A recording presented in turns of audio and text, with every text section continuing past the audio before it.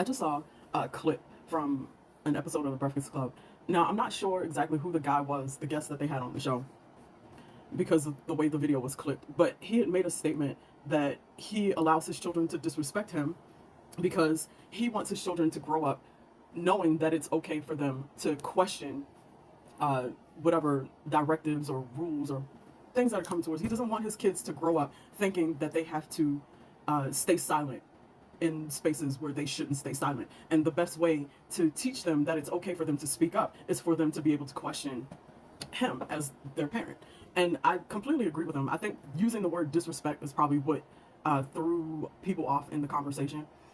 But it wasn't the clip itself that gave me pause. What gave me pause was the comment section, because somehow the people who watched that clip and commented on the video begin to have these conversations where they turn their childhood trauma into some kind of competition with other people's childhood traumas. So whoever got it the worst growing up somehow wins.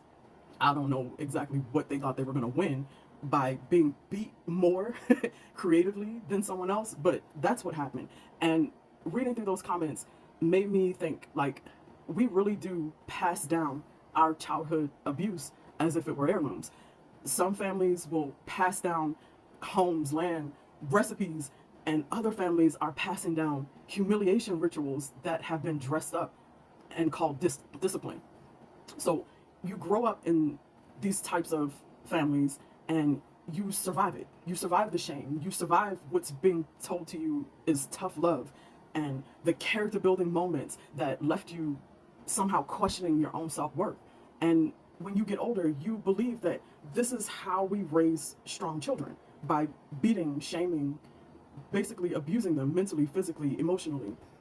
But what we need to understand is that survival is not you healing, and strength without safety is just you putting on more layers of armor or putting another brick in the wall to protect you from outside sources.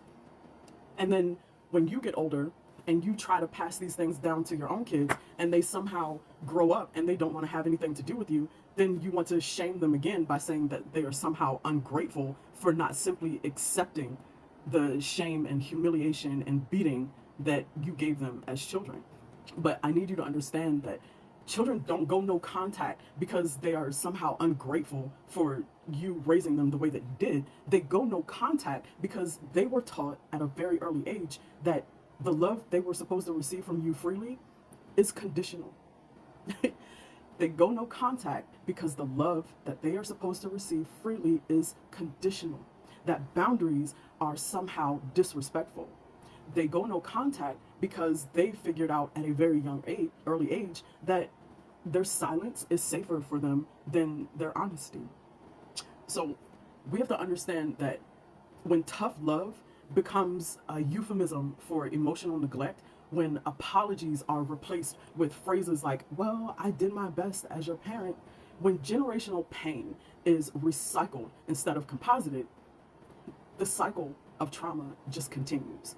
It went from your grandparents to your parents, from your parents to you, from you to your own children. But there is space for quiet revolution. And the healing in that space only begins when someone in that line says, you know what?